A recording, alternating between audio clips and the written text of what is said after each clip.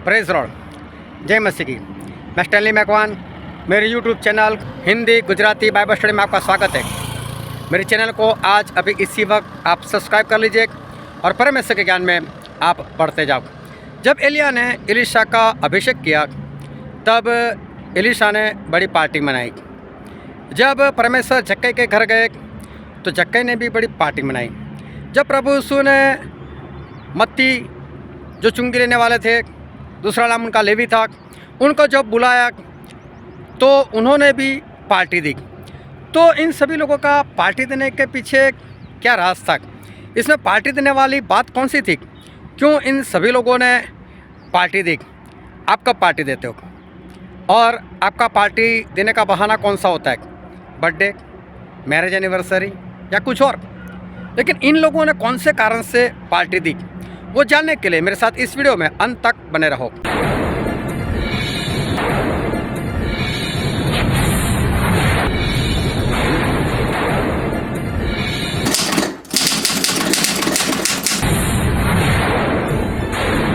आओ परमेश्वर के वचन की ओर चले और बाइबल से दूसरा कुरिन्थी उसका 5वां अध्याय और हम पढ़ेंगे पहले वचन से लेकर उसके 10 वचन तक। दूसरा क्योंकि हम जानते हैं कि जब हमारा पृथ्वी पर का डेरा सरीखा घर गिराया जाएगा तो हमें परमेश्वर की ओर से स्वर्ग पर एक ऐसा भवन मिलेगा जो हाथों से बना हुआ घर नहीं परंतु चिरस्थायी है। इसमें तो हम कराहते और बड़ी लालसा रखते हैं कि अपने स्वर्गीय घर को पहन ले, कि इसके पहनने से हम नंगे न पाए जाए। और हम इस डेरे में रहते हुए बहुत से दबे कराहते रहते हैं, क्योंकि हम उतारना नहीं वरन और पहनना चाहते हैं, ताकि वह जो मरणहार है जीवन में डूब जाए। जिसने हमें इसी बात के लिए तैयार किया है वह परमेश्वर है, जिसने हमें बयाने में आत्मा भी दिया है। अतः हम सदा ढाढ़स बांधे रहते हैं और यह जानते हैं कि जब तक हम देह में रहते हैं तब तक प्रभु से अलग है, क्योंकि हम रूप को देखकर नहीं पर विश्वास से चलते हैं। इसीलिए हम ढाढ़स बांधे रहते हैं और देह से अलग होकर प्रभु के साथ रहना और भी उत्तम समझते हैं। इस कारण हमारे मन की उमंग यह है कि चाहे साथ रहे चाहे अलग रहे पर हम उसे बहते रहे, क्योंकि अवश्य है कि हम सबका हाल मसीह के न्यायासन के सामने खुल जाए, कि हर एक व्यक्ति अपने अपने बड़े बुरे कामों का बदला जो उसने देह के द्वारा किए हो पाए। परमेश्वर पिता का वचन हमारे लिए बहुत ही आशीषित है और परमेश्वर पिता का वचन सच्चा है और बाइबल में लिखा है यदि तू सच्चाई को जानेगा तो सच्चाई तुझे आज़ाद करेगी। बहुत ध्यान से आज एक बार फिर से परमेश्वर के वचन को सुनो, समझो, ग्रहण करो और उसके अनुसार चलना सीखो, ताकि हम परमेश्वर के राज के वारिस बन सकें। एक बार एलिया जब इजेबेल से डरकर भाग रहे थे और तब परमेश्वर ने रास्ते में एक स्वर्गदूत को भेज दिया उनके पास, और स्वर्गदूत ने एलिया को 2 बार रोटी खिलाई, 2 बार पानी पिलाया और एलिया को ऐसा कहा कि एलिया यहाँ से निकलो और तुम्हें बहुत दूर, मतलब कि जो होरेब पहाड़ है वहाँ पर जाना है। तो एलिया 2 रोटी और 2 बार पानी पीकर वहाँ से निकल गए और वो 40 दिन और 40 रात लगातार चलते हुए परमेश्वर के पहाड़ होरेब के पास पहुँचे। जब वहाँ पहुँचे तो परमेश्वर ने एक बार फिर एलिया को दर्शन दिया और एलिया को दर्शन देकर ये बताया कि एलिया, तू इस पहाड़ के ऊपर एक गुफा है, वहाँ पर जा और मैं तुझसे बातें करने के लिए वहाँ पर आऊँगा। और एलिया उस गुफा में चले गए और फिर ऐसा हुआ कि पहले एक बड़ा धरतीकंप हुआ और धरतीकंप हुआ तो ऐसा लगा कि जैसे इसमें परमेश्वर हो सकते, लेकिन एलिया सब कुछ जानते हैं, परमेश्वर को जानते हैं, तो बाहर नहीं निकले। उनको मालूम था कि इसमें परमेश्वर नहीं हो सकते। उसके बाद एक आंधी तूफान आया, लेकिन एलिया फिर भी बाहर नहीं निकले। उनको पता था कि इसमें भी परमेश्वर नहीं है। उसके बाद एक आग आई, लेकिन उसमें भी परमेश्वर नहीं थे और एलिया नहीं निकले। लेकिन उसके बाद एक धीमी सी, एक कोमल सी एक आवाज़ आई और वो आवाज़ एलिया को पुकार रही थी, एलिया एलिया। और एलिया अपना सर ढककर, अपना चेहरा छुपाकर वो बाहर निकले, क्योंकि उनको मालूम था कि परमेश्वर है और परमेश्वर के सामने मैं अपना मुंह नहीं दिखा सकता। और एलिया बाहर निकले और फिर परमेश्वर ने एलिया से बात की, और एलिया से बात करते हुए परमेश्वर ने एलिया को इतना बताया कि यहाँ से निकल, और यहाँ से निकलकर जो एलीशा है उसका तेरी जगह पर अभिषेक कर। और भी 2 लोगों का अभिषेक करने को बोला। लेकिन अभी हम चलते हैं एलीशा के पास कि परमेश्वर ने एलिया को ऐसा बोला कि एलिया तू एलीशा का अभिषेक कर और तेरी जगह पर उससे भविष्यवक्ता ठहरा दे। अभी क्या हुआ कि एलिया निकले और वापस आए, और एलीशा जो थे अपनी ज़मीन के ऊपर अपने खेत के अंदर हल चला रहे थे। और जब हल चला रहे थे तो 24 बैलों के साथ एलीशा हल चला रहे थे। 24 बैल बोले तो बहुत ज़्यादा बात हो गई। 2 बैल को काबू में रखना मुश्किल होता है, और वहाँ पर 24 बैल को काबू में रखना और खेती करना बहुत बड़ी बात है। और इससे एक बात पता चलती है कि अगर 24 बैल है और 24 बैल को एलीशा काबू कर सकते, इसका मतलब एलीशा जो है उनका शरीर, उनकी ताकत और बहुत ज़्यादा है, और उनके अंदर जो बल है वो बल बहुत है कि जो 24 बैलों को काबू कर सकता है। दूसरी बात यहाँ पर देखने वाली ये थी कि अगर 24 बैलों से एलीशा खेती कर रहे तो इसका दूसरा मतलब कि वहाँ पर उनके पास जगह बहुत होनी चाहिए, उनका खेत बहुत ही बड़ा होना चाहिए। मैं एक बार एक खेत में गया था, वहाँ पर उनके पास 50 बीघा ज़मीन, और 50 बीघा ज़मीन में बैल कितने, सिर्फ 2। अभी देखो 50 बीघा में सिर्फ 2 बैल चाहिए, तो समझो कि 24 बैल अगर है तो जगह कितनी बड़ी होनी चाहिए। इसका मतलब ये है कि एलीशा बहुत पैसे वाले हैं। अभी एलीशा जवान भी है, एलीशा पैसे वाले भी है, उनका सर भी बहुत बढ़िया है, उनके अंदर ताकत भी बहुत है। देखने जाओ तो इस संसार में एलीशा को जो कुछ चाहिए वो सब कुछ एलीशा के पास है। लेकिन एलिया वहाँ पर आए और एलिया ने क्या किया, अपना कुर्ता उठाकर एलीशा के ऊपर डाल दिया। अभी एलीशा समझ गए कि बात क्या हुई, वो भाग कर गए एलिया के पीछे, क्योंकि एलिया ने तो इतना कर एलिया आगे निकल गए। तो एलीशा भाग कर गए एलिया के पीछे, और एलिया को बोला कि मैं अपने माता पिता को आखिरी बार मिलकर उनको सलाम कर कर आता हूँ कि माता पिता मैं जा रहा हूँ, अब मेरी आस मत रखना, मैं एलिया के पीछे जा रहा हूँ।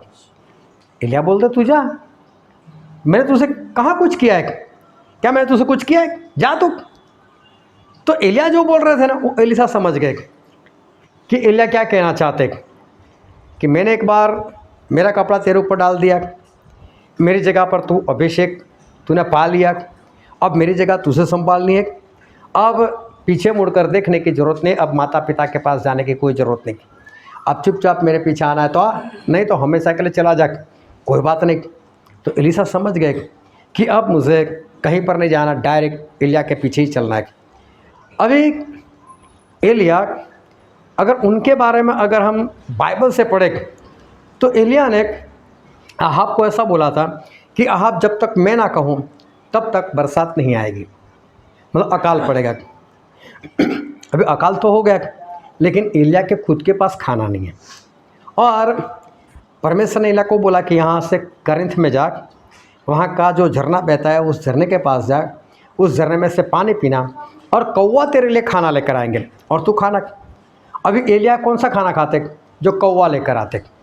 अभी देखो कौवा चोंच में लेकर आए, कौन खाएगा ऐसा खाना, लेकिन एलिया खा रहे, कौवे के मुंह से रोटी और मांस लेकर खा रहे, और करिंथ का जो झरना है वहाँ का पानी पी रहे, लेकिन वो झरना सूख गया। अब एलिया के पास कुछ नहीं, तो परमेश्वर बोलते एलिया यहाँ से निकलो, सारपत में चले जाओ, और वहाँ पर एक विधवा स्त्री है, उसको मैंने बोला है कि वो तेरी देखभाल करेगी, वो तुझे खाना खिलाएगी। तो एलिया वहाँ से निकलकर सारपत में चले गए, और एक विधवा स्त्री थी, वो तो लकड़ी इकट्ठा कर रही थी ताकि चूल्हा जलाए, और उसके पास एक मुट्ठी आटा था और उसकी कुप्पी में थोड़ा सा तेल था, मुश्किल से एक रोटी बनने वाली थी। वो भी छोटी, बोले कि रोटी बनाकर मैं खाऊंगी, आधी मैं खाऊंगी, आधा मेरा बेटा खाएगा, बाद में मर जाएंगे क्योंकि अकाल है। तो एलिया ने उसको बोला कि नहीं, रोटी मेरे लिए लेकर आ, क्योंकि परमेश्वर ने ऐसा बोला जब तक अकाल खत्म नहीं होगा तेरा आटा और तेरा तेल खत्म नहीं होने वाला है। तो उस स्त्री ने एलिया को रोटी खिलाई और फिर जब तक अकाल खत्म नहीं हुआ तब तक एलिया वहीं पर रहे, उनके साथ खाते पीते रहे। लेकिन देखो अकाल था, एलिया खाते क्या होंगे, एक तेल वाली रोटी बस, सब्जी तो है नहीं। अभी देखो ध्यान से समझने वाले, ये है एलिया जिनके कपड़े भी एक आम इंसान से भी गए गुजरे कपड़े थे उनके पास अच्छे कपड़े भी नहीं थे। एलिया के पास खाना नहीं था, एलिया के पास मालूम नहीं रहने के लिए कोई अच्छा घर भी था या नहीं, कुछ बाइबल में तो नजर नहीं आता। अभी ऐसे एलिया के पीछे एलीसा को जाना है। अभी एलीसा अगर उनके पीछे जाते हैं और एलिया फेमस थे, तो सबसे पहले तो सवाल ये होगा कि अगर मैं एलिया के पीछे जाता हूँ तो मेरा खाने पीने का क्या, मेरे कपड़ों का क्या, घर पर भी नहीं जाना है कपड़े लेने के लिए, यहीं से एलिया के पीछे जाना है, मेरे कपड़ों का क्या होगा, एलिया मुझे खाना कौन सा खिलाएंगे, कैसे खिलाएंगे।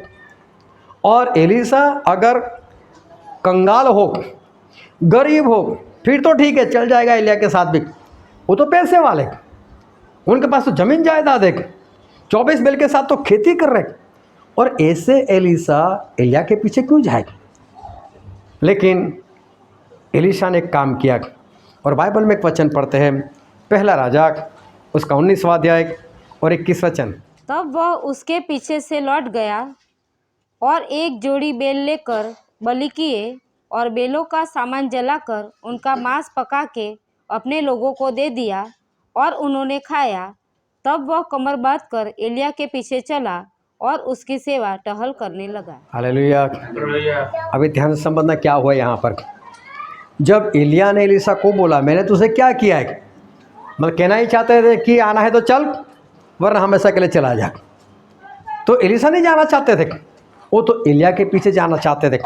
तो मालूम है उन्होंने 2 बैल काटे, 2 बैल। अभी उसका मीट समझो कितना होगा और कितने लोग खा सकते। एक बैल ज़्यादा नहीं तो भी 100 किलो का होता है, समझो 200 किलो मीट समझ लो, 200 में से प्लस माइनस कर दो, चलो 150 ही किलो समझ लो। 150 किलो मीट खाने वाले कितने लोग होंगे।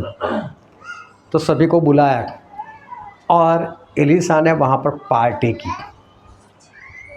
किस बात की पार्टी की, पार्टी करने जैसा था क्या यहाँ पर।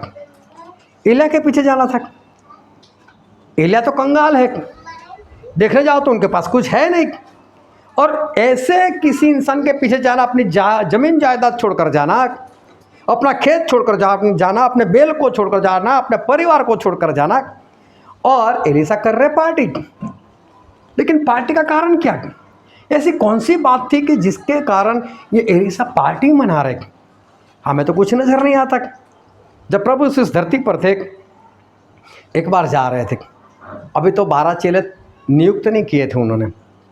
अभी एक पतरस थे, यूहन्ना थे, याकूब थे, आंद्रियास थे, ये 4 तो थे और मालूम न कोई था या नहीं। लेकिन वो जा रहे थे और वहाँ पर एक इंसान था चुंगी लेने वाला, और उसका नाम था मत्ती, उसका दूसरा नाम था लेवी, ये दोनों नाम उसके थे।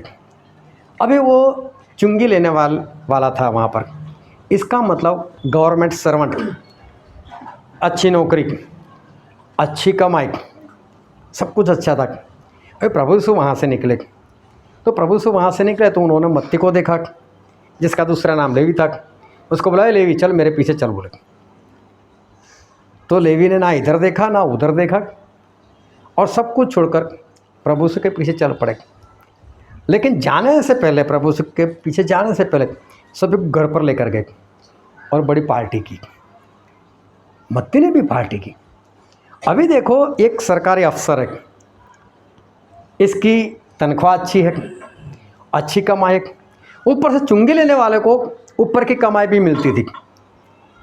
जो तनख्वाह होती थी उससे ज़्यादा कुछ और भी मिलता था, 2 नंबर का पैसा, वो भी तो बहुत इसको मिलता था।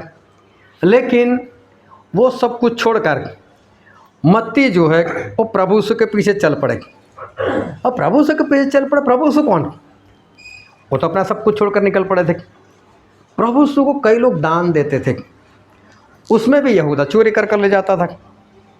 और प्रभु यीशु का खुद का कुछ नहीं था।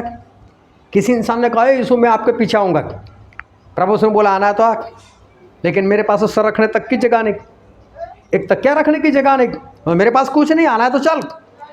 तो इसका मतलब ये हुआ कि प्रभु यीशु के पास कुछ नहीं था, उनका कोई ठिकाना नहीं था, कब कहाँ पर हो क्या हो, और बार बार मरने की बात कर रहे थे। अब ये मत्ती ऐसे प्रभु यीशु के पीछे चल पड़े, और क्या छोड़ा उन्होंने? अपनी गवर्नमेंट जॉब, अच्छी तनख्वाह, ऊपर की कमाई, ये सब कुछ छोड़ दिया। अब ये सब कुछ था तो घर भी तो अच्छा ही बनाया होगा, सब कुछ अच्छा ही था, ये सब कुछ छोड़कर प्रभु यीशु के पीछे चल पड़े। इतना नहीं, उन्होंने पार्टी की। अभी उन्होंने पार्टी करने की क्या जरूरत थी? ऐसी कौन सी बात थी कि जिसके कारण लेवी या मत्ती वो पार्टी कर रहे? और लूका में ऐसा लिखा, उसका 5वां अध्याय और 27, 28, 29 वचन पढ़ो तो। इसके बाद वह बाहर गया और लेवी नामक एक चुंगी लेने वाले को चुंगी की चौकी पर बैठे देखा और उससे कहा मेरे पीछे हो ले। तब वह सब कुछ छोड़कर उठा और उसके पीछे हो लिया। तब लेवी ने अपने घर में उसके लिए एक बड़ा बोझ दिया और चुंगी लेने वालों की और अन्य लोगों की जो उसके साथ भोजन करने बैठे थे एक बड़ी भीड़ थी। देखो, इससे भी पार्टी थी। हालेलुया। ध्यान से समझना, आज परमेश्वर हमको पार्टी करने को सिखा रहे और हमें भी पार्टी करनी है। दो लोगों ने तो पार्टी की। एक बार प्रभु यीशु यरीहो से जा रहे थे और काफ़ी भीड़ थी उनके पीछे, और वहाँ पर भी एक चुंगी लेने वाला था और उसका नाम था जक्कई। और जक्कई जो थे वो बौने थे, कद के नाटे थे। तो उनको पता चला कि यीशु मसीह आ रहे। अभी आज तक उन्होंने कभी यीशु को देखा नहीं था। यीशु कौन है, क्या कर रहे, कुछ नहीं, बस सुना था यीशु नाम का कोई है, चमत्कार करते ये सब कुछ हो। लेकिन ये जक्कई वो तो चुंगी लेने वालों का भी प्रधान था। मतलब मत्ती जो था ऐसे लोगों का भी ऊपर वाली पोस्ट, ये तो ऊपर वाली पोस्ट का था, प्रधान था इन लोगों का, चुंगी लेने वालों का। ये भी तो पैसे वाला था, इसकी तो कमाई और ज़्यादा थी, घर भी तगड़ा बनाया होगा, सब कुछ अच्छा था। लेकिन भीड़ इतनी थी और नाटा होने के कारण वो प्रभु यीशु को देख नहीं पाया। तो किसी को पूछ लिया कौन से रास्ते से जाने वाले, आगे हो गए 2-3 रास्ते, तो पूछ लिया। अगर सिंगल रास्ता होता तो नहीं पूछते। और फिर उस रास्ते से जहाँ से यीशु मसीह जाने वाले थे वहाँ पर एक पेड़ था, गुलर का पेड़। तो ये जाकर उस गुलर पेड़ के ऊपर चढ़ गए। क्यों? जब यीशु मसीह यहाँ से जाए तो मैं उसको देखूँगा कि यीशु चीज़ क्या है, और इसलिए वो वहाँ पर जाकर चढ़ गया। और प्रभु यीशु वहाँ पर आए। प्रभु यीशु वहाँ पर आए तो पेड़ के नीचे रुक गए और ऊपर देखकर जक्कई को देखकर बोले जक्कई नीचे आ जा। बोले तो बोले क्यों? अरे बोला तेरे घर ही मुझे तो आना है, मैं तेरे घर चलता हूँ। जक्कई खुश हो गए, बोले चलो घर पर चलते हैं। और जक्कई प्रभु यीशु को घर पर लेकर गए। घर पर ले जाने के बाद प्रभु यीशु ने कौन सा वचन दिया, क्या शब्द पुकारे, कुछ मालूम नहीं। लेकिन जक्कई सभी के बीच में खड़े हो गए और खड़े होकर एक बात बताई कि मेरी जो संपत्ति है, मेरे पास जितने पैसे हैं उसमें से आधा 50% मैं गरीबों में ऐसे ही बांट दूंगा, और बाकी जो 50% बचा उसमें से जिन जिन लोगों के पास मैंने ज्यादती करके हुए लिया, जबरदस्ती लिया हुआ है, उनको 4 गुना लौटा दूंगा। अभी देखो यीशु मसीह गए तो देखने जाओ तो जक्कई का तो घाटा हो गया, लेकिन जक्कई ने भी पार्टी की। और हम पढ़ते लूका उसका 19वां अध्याय और वचन 6। वह तुरंत उतरकर आनंद से उसे अपने घर ले गया। यहाँ पर लिखा है कि उसका आदर मान किया। अभी देखो आप किसी के घर चले जाओ और आप घर में जाकर बैठ गए, ना आपको पानी देते, ना आपको चाय पिलाते हैं, कुछ भी नहीं। हाँ, घर में अच्छे सोफे पर बैठने दिया, बैठो, लेकिन ना पानी ना चाय, कुछ भी नहीं। तो क्या आप बोल सकते हो कि उसने मेरा आदर किया? आदर का मतलब क्या है? सम्मान का मतलब क्या है? कि बुलाए, अरे आओ आओ आओ आओ बैठो, लो ये पानी, लो चाय, ये नाश्ता करो वो। तो जक्कई ने भी यहाँ पर प्रभु यीशु और उनके चेलों के लिए एक पार्टी मनाई। लेकिन पार्टी का कारण क्या था? ऐसी कौन सी बात हो गई?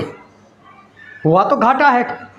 प्रभु यीशु नहीं जाते तो सारी संपत्ति उनके पास रहने वाली थी, प्रभु यीशु गए तो सारी संपत्ति चली गई, चाहे खुद से गई, चाहे खुद की मर्जी से निकाल रहे, जो भी है। लेकिन पार्टी करने वाली बात यहाँ पर दिखती क्या है? ऐसी कौन सी बात है जो कि एलिसा पार्टी कर रहे हैं? ऐसी कौन सी बात है कि जिसके कारण मत्ती पार्टी कर रहे हैं? ऐसी कौन सी बात है जिसके कारण ये जक्कई पार्टी कर रहे? पार्टी करने जैसी देखने जाओ तो कोई बात हमें नज़र नहीं आती। मूसा बहुत बढ़िया थे और फिरौन की जो बेटी थी उसका बेटा बनकर फिरौन के महल में वो तो रहते थे, वहीं पर बड़े हुए और फिरौन के पुत्र के समान वो तो बड़े हुए, काफ़ी नौकर हो गए वहाँ पर। और मूसा बोलते मेरे लिए पानी लेकर आओ, और मुझे ऐसा लगता है 2-4 नौकर लोग भागते आते होंगे, लो लो साहब जी पानी, लो साहब जी पानी। मूसा जो भी मांगते हुए तुरंत हाजिर, क्योंकि मूसा एक राजकुमार की तरह वहाँ पर बड़े हुए। वहाँ पर सोना चांदी पैसा सब कुछ है। और उस ज़माने में मिस्र की अगर बात करें तो जैसे आज का अमेरिका है, महासत्ता, पूरी धरती मिस्रवासी से और मिस्र की सेना से डरती है। उसको लोहे की भट्ठी, बाइबल में लिखा है, लोहे को पिघला दे ऐसी सेना की ताकत। तो सोचो मिस्र कैसा होगा। और मिस्र को बाइबल में एदन वाटिका के समान भी बोला है, इतना फलवान। अभी देखो वहाँ का राजकुमार ये मूसा, और बिंदास से राजकुमार की तरह रथ में निकलना, घूमना, जहाँ जहाँ जाएंगे वहाँ पर लोग सलाम करेंगे मूसा को, ऐसे मूसा। लेकिन एक बार ऐसा हुआ कि कोई मिस्री किसी इज़राइल के ऊपर जुल्म कर रहा था। मूसा ने दाया बाया देखा, कोई देख तो नहीं रहा, कोई नहीं देख रहा है। मिस्री को मार दिया, दफन कर दिया, वहाँ से चले गए। दूसरे दिन फिर बाहर निकले, और बाहर निकलकर जब वो जा रहे थे तो उन्होंने 2 इजरायली लोगों को देखा, दोनों आपस में लड़ाई कर रहे थे। दोनों आपस में लड़ाई कर रहे तो मूसा गए वहाँ पर, एक आप दोनों भाई हो, क्यों लड़ाई करते हो? क्योंकि मूसा को पहले से मालूम था कि मैं इजराइल का हूँ, मैं मिस्री नहीं हूँ। उनको मालूम था मैं जीवित परमेश्वर को मानने वाला हूँ। दोनों भाइयों को जुदा किया। तो उसमें से एक ने बोला, हे मूसा, कल तूने उस मिस्री को मार दिया और दफन कर दिया, आज तुम मुझे मारकर दफन करना चाहता है। मूसा डर गए। सही में डरने वाली कोई बात नहीं। मूसा बोले कि मेरे सामने बोलता है, पकड़ो उसको भी मार दो, उसको भी दफन कर दो। है कोई और जो मेरे विरुद्ध में बोलने वाला? किसी की हिम्मत नहीं होती कि फिरौन के पास जाकर मूसा की कंप्लेन करे। लेकिन मूसा को ये मालूम था ये तो मेरा भाई है, ये तो जिंदा परमेश्वर की प्रजा में से है, ये तो इज़राइल का, इसको नहीं मैं मार सकता। अभी मूसा के पास 2 रास्ते थे। एक रास्ता तो ये कि इस इज़राइल के पुरुष को भी मार दो और फिरौन के घर में राजकुमार की तरह रहो, नहीं तो राजकुमार का पद छोड़ो, वहाँ का सोना चांदी पैसा छोड़ो, भाग जाओ यहाँ से। लेकिन परमेश्वर के लोगों को हाथ नहीं लगाना है। तो मूसा ने क्या किया मालूम है? मिस्र की सारी बातें छोड़ दी, पैसा छोड़ दिया, सोना छोड़ दिया, राजकुमार का पद छोड़ दिया, वहाँ से भाग गए और मिदान देश में गए। और वहाँ पर जाकर सिप्पोरा नाम की एक लड़की से शादी की और ससुर की भेड़ बकरी चराने के लिए लग गए, एक राजकुमार। लेकिन पसंद क्या किया उन्होंने? क्यों मूसा ने मिस्र देश को छोड़ा? उसके पीछे कारण क्या था? और बाइबल में हम पढ़ते इब्रानी उसका 11वां अध्याय और 24, 25 और 26 वचन। विश्वास ही से मूसा ने सयाना होकर फिरौन की बेटी का पुत्र कहलाने से इनकार किया, इसीलिए कि उसे पाप में थोड़े दिन के सुख भोगने से परमेश्वर के लोगों के साथ दुख भोगना अधिक उत्तम लगा।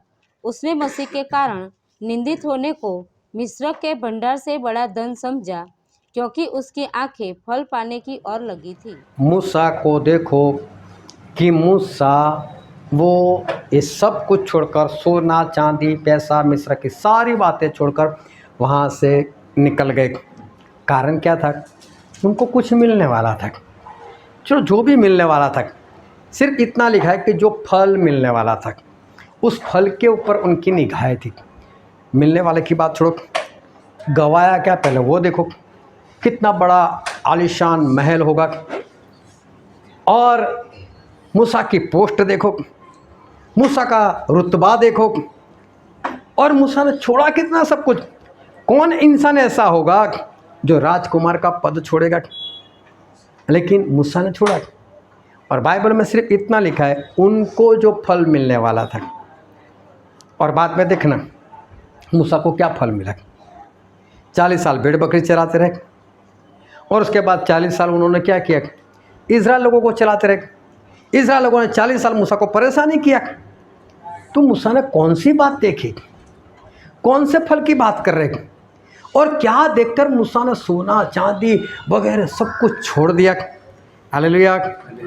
सभी लोगों को समझ में आ रही बात कि एलीशा ने किसी कारण से पार्टी की, जक्कई ने भी पार्टी की, मत्ती ने भी पार्टी की, मूसा कुछ छोड़कर और कुछ नहीं बहुत सारा छोड़कर मूसा मिस्र में से बाहर निकल गए, भाग गए, घर जमाए बनकर रहे।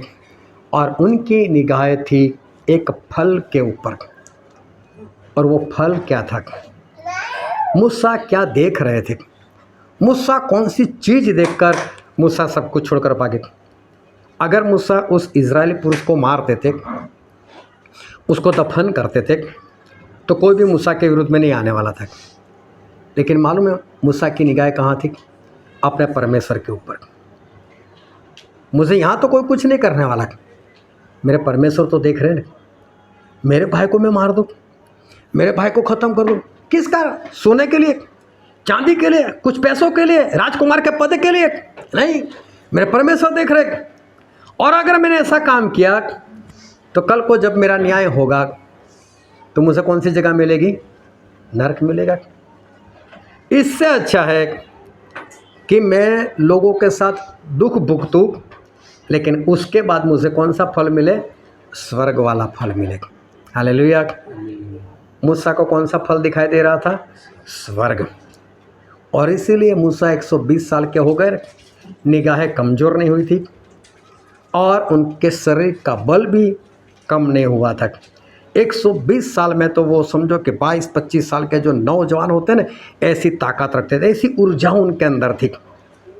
अगर उस इजरायली पुरुष को मार दिया होता ना, ये नहीं होता। मूसा 120 साल तक मुझे लगता है जिंदा भी नहीं रहते, और मूसा के साथ परमेश्वर आमने सामने बात करते थे। लेकिन मूसा ने जो छोड़ा ना, उसके ऊपर निगाह नहीं लगाई। क्या मिलने वाला है उसके ऊपर। आज विश्वासी लोगों की निगाहें कहाँ है? आज विश्वासी लोगों की निगाह है मालूम है कहाँ पर?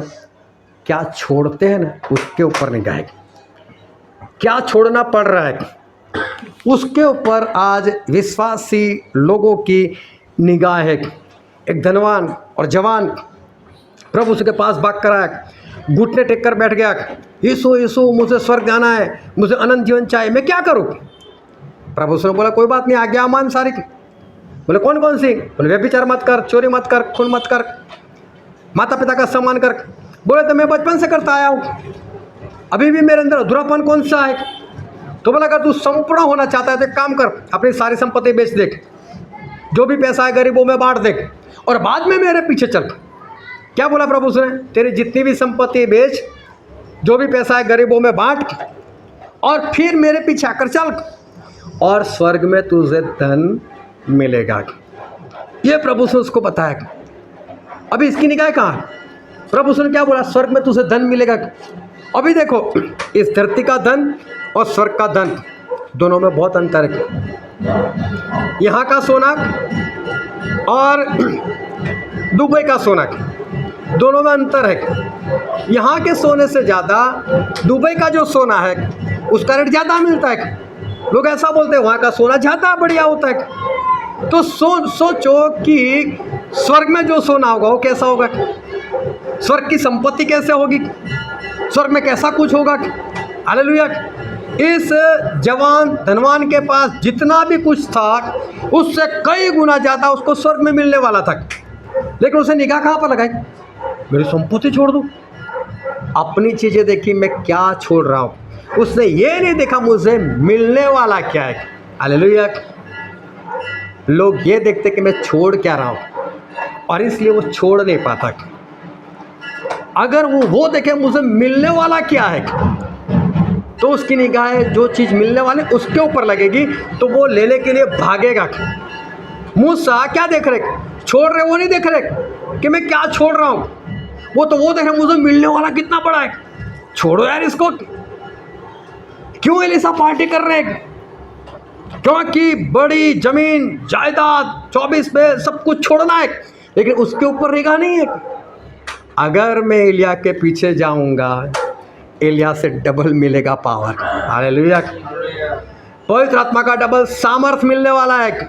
मेरा नाम हो जाएगा, मैं भविष्यवक्ता, मैं इस्राएल लोगों को चलाने वाला, मैं चमत्कार करने वाला।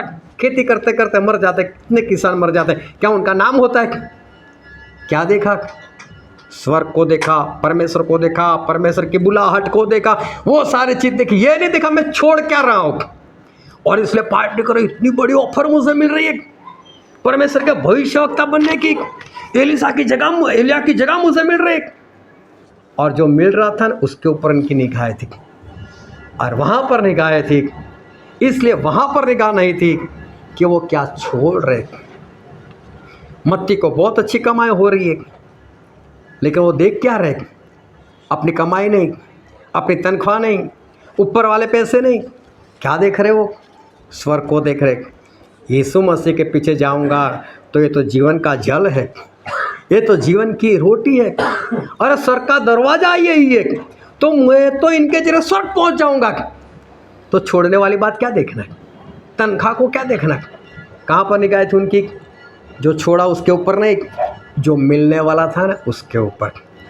आज विश्वासी लोगों की निगाह है क्या छोड़ रहे हैं उसके ऊपर है। इसलिए उनको हाँ जॉब छोड़कर मैं जाऊँ, मेरा कारोबार छोड़कर मैं ये करूँ, मेरी पत्नी को छोड़कर मैं जाऊँ, मेरे बच्चों को छोड़कर जाऊँ, मैं ये करूँ वो करूँ। अरे तो छोड़ने की बात छोड़, तो उसे मिलने वाला क्या उसके ऊपर तो निगाह लगा, लेकिन वहाँ पर उसकी निगाह नहीं जा रही। जग गई, कहाँ पर निगाह लगा रहे? और यीशु आए, स्वर्ग का दरवाज़ा मेरे पास चल कर आए, घुस जाओ स्वर्ग में, नहीं चाहिए सब कुछ, 4 गुना दे दो, आधा ऐसे ही बांट दो, ख़त्म करो। अभी उसको क्या पड़ी अंदर से? ये सब कुछ नाश वाला है, ख़त्म करो उसको, ख़त्म करो, हटाओ यहाँ से, नहीं चाहिए। वो ये नहीं देख रहे कि मैं कितना लुटा रहा हूँ, कितना छोड़ रहा हूँ, वो तो ये देख रहे कि मुझे क्या मिल रहा है। हालेलुया। निगाह कहाँ पर है? मुझे क्या मिल रहा है उसके ऊपर। और विश्वासी लोगों की निगाह होती है उस जगह पर कि वो छोड़ क्या रहे। इस धनवान ने वो देखा मैं क्या छोड़ रहा हूँ, और इस वजह से वो अपनी संपत्ति छोड़ नहीं पाया, स्वर्ग में जा नहीं पाया, नाश हो गया। हमें वो देखना है कि हमें क्या मिलने वाला है। पौलुस कहते हैं, जो हमने वचन पढ़ा था 2 कुरिन्थी उसका 5वां अध्याय और 1 से लेकर 10 वचन, वो अपने शरीर की बात करते और अपने शरीर को क्या बोलते? तंबू बोलते। ये जो शरीर उसको तंबू बोलते। उसमें क्या रहता है? हमारा आत्मा रहता है। आत्मा जब इस शरीर से निकल जाता है तो इंसान क्या हो जाता है? मर जाता है। अभी देखो, आप यहाँ पर जितने लोग इकट्ठा हुए उनमें से कोई भी मौत नहीं चाहता। कोई भी मौत चाहता है? कभी किसी ने मुझे ऐसा बोला कि मुझे मौत चाहिए, प्रार्थना करो मैं जल्दी से आज़ाद होकर स्वर्ग में चला जाऊँ। चाहे कितने भी बूढ़े हो, ये क्या मांगते हो? प्रार्थना करो ना मैं बच जाऊँ, प्रार्थना करो ना मुझे चंगाई मिले, प्रार्थना करो ना मुझे छुटकारा मिले। क्यों? सबको क्या चाहिए? जीवन चाहिए। सबको क्या चाहिए? यहाँ पर जीना है।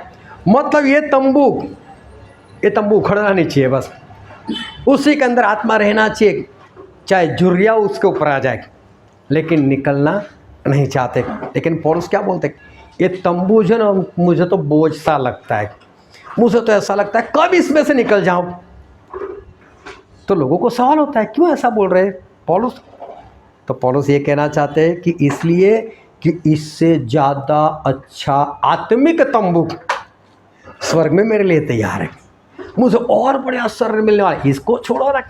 ये तो बूढ़ा हो जाता है, ये तो बीमार हो जाता है, ये तो कमज़ोर हो जाता है, लेकिन परमेश्वर मुझे ऐसा तंबू देने वाला है जो बहुत बढ़िया है। इसके ऊपर निगाह नहीं उनकी, जो मिलने वाला है उसके ऊपर।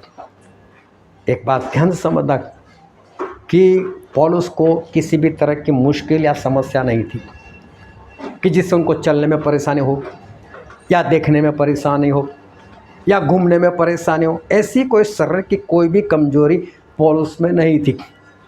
हाँ, पौलुस के अंदर परमेश्वर एक शैतान का कांटा रखा था, लेकिन उसकी वजह से कुछ ऐसा नहीं था कि पौलुस कोई काम ना कर पाते हो, या उनको कहीं पर दर्द रहता हो और वो उसके लिए वो चिल्ला छोड़ो यार, ये दर्द सहन करने से तो मर जाऊं तो अच्छा। ऐसा नहीं था। पौलुस उस शरीर को देख रहे थे, उस तंबू को देख रहे थे, उस स्वर्ग को देख रहे थे। यहाँ कितना भी अच्छा घर मिल जाए क्या फ़ायदा, इससे अच्छा मुझे स्वर्ग मिल जाए वो नहीं अच्छा। तो पौलुस की निगाह कहाँ पर थी? ऊपर थी। और वहाँ पर लिखा है, उसका 7 वचन पढ़ो तो। क्योंकि हम रूप को देखकर नहीं पर विश्वास से चलते हैं। हम विश्वास से चलते हैं। लोग क्या करते हैं? इस दृष्टि से, इस आँखों से देखते, तो आँखों से उनको क्या दिखाई देता है? यही सब कुछ, यही दुनिया दिखाई देती। और जिनको ये दुनिया दिखाई देती है वो दुनिया छोड़ना नहीं चाहता। जिसको स्वर्ग दिखाई देगा ना, वो इस दुनिया को छोड़ने के लिए तैयार हो जाएगा। वो पार्टी करेगा, वो बोलेगा कि हाँ परमेश्वर नौकरी छुड़ाकर आप मुझे इस्तेमाल करना चाहते हो, पार्टी करेगा। लेकिन जिसकी निगाह यहाँ पर, हाँ परमेश्वर को मैं नौकरी छोड़ दूँ यार, थोड़ा कितनी तनख्वाह मिलती है, ये वो नहीं छोड़ेगा। आपकी निगाह है कहाँ पर है? छोड़ने वाली चीज़ के ऊपर या मिलने वाली चीज़ पर? आपके पास जितना है उससे कई गुना ज़्यादा, मैं गिनती भी नहीं कर सकता, इतना गुना ज़्यादा परमेश्वर आपको देने वाले हैं। लेकिन आपकी निगाह कहाँ पर है? आपकी निगाह इस संसार के ऊपर। और जब तक इस संसार के ऊपर, संसार की वस्तुओं के ऊपर है, आपको छोड़ने का दुख होगा और इसलिए आप नहीं छोड़ पाओगे। लेकिन एलीशा ने इसलिए छोड़ा क्योंकि उनको स्वर्ग दिखाई देता था, इसलिए उन्होंने पार्टी दी। इतनी बड़ी महिमा मुझे मिलने वाली, करो पार्टी। ये ज़मीन ज़्यादा छोड़ने का गम नहीं था, मत्ती को गम नहीं था अपनी जॉब छोड़ने का। क्यों? क्योंकि उनको स्वर्ग दिखाई देता था, स्वर्ग का दरवाज़ा सामने ही आया था। क्यों झक्कई पार्टी कर रहे? क्योंकि उनको स्वर्ग दिखाई देता है, उनको स्वर्ग का दरवाज़ा अपने घर में आया हुआ दिखाई देता है। छोड़ो सब कुछ, इससे क्या फ़ायदा? जो मिलने वाला है वो। क्या आपकी निगाह उस जगह पर है जो स्वर्ग परमेश्वर ने हमारे लिए तैयार किया है? क्या उनकी सड़कों के बारे में कभी देखा कि उसकी सड़कें तो शुद्ध सोने की है, और सड़क के ऊपर, उस सोने के ऊपर हम तो ऐसे पैर रखकर चलने वाले, कानों में नहीं लगाने वाले, नाक में नहीं लगाने वाले, उसको गले में नहीं लगाने वाले। लेकिन हजारों टन सोना कहाँ पर है? हमारे पैरों तले। और आज लोगों को अपने पास अगर 2-4 तोला सोना हो ना, छूट नहीं रहा, वो दिखाई देता है। और ये छोड़ो नहीं, आज हमारी निगाह है कहाँ पर है? हालेलुया। हम सभी अपने आँखों को बंद करें, अपने मस्तकों को प्रभु के आगे झुकाए। मेरे प्रियो, ये वक्त है कि हम अपने आप को जांचें, ये वक्त है कि हम अपने आप को परखें। आज खुद से सवाल करें, खुद की आत्मा से, खुद के हृदय से सवाल करें कि आज मैं कहाँ पर हूँ, आज मैं कहाँ पर हूँ, मेरी निगाहें कहाँ पर है? क्या जिस तरह से मूसा ने स्वर्ग को देखा और मिस्र का सोना छोड़ दिया, क्या आज मेरी निगाह उस स्वर्ग के ऊपर है? क्या उनका मूल्य मैं समझता हूँ, उसकी कीमत मैं जानता हूँ? क्या आज उस एलीशा की तरह मेरी निगाह है उस आसमान के ऊपर, स्वर्ग के ऊपर, या ज़मीन के ऊपर है, उस बेल के ऊपर है, अपने पैसों के ऊपर? कहाँ पर है आपकी निगाह? अपने आप को जांचो, अपने आप को परखो, आपकी निगाह आज कहाँ पर है? जो विश्वास करते हैं परमेश्वर के ऊपर, वो विश्वास से स्वर्ग को देखते हैं। लेकिन जो विश्वास नहीं करते, वो जिस्मानी आँखों से जिस्मानी चीज़ देखते हैं। आज अपने आप को जांचो, आज अपने आप को परखो। क्यों एलीशा पार्टी कर सकते हैं, क्यों जक्कई पार्टी कर सकते हैं, और क्यों मत्ती पार्टी कर सकते? क्योंकि उनको वो दिखाई देता है जो छोड़ रहे हैं उससे कई गुना ज़्यादा बेहतर है। मूसा ने वही देखा जो बेहतर था आज मेरी निगाहें कहाँ पर है। अपने आप को जांचो, अपने आप को परखो और अपनी निगाहें उस स्वर्ग की ओर लगाओ। ये वचन समझने के लिए, ग्रहण करने के लिए, उसके अनुसार चलने के लिए प्रभु से की कृपा हम सभी पर होने पाए।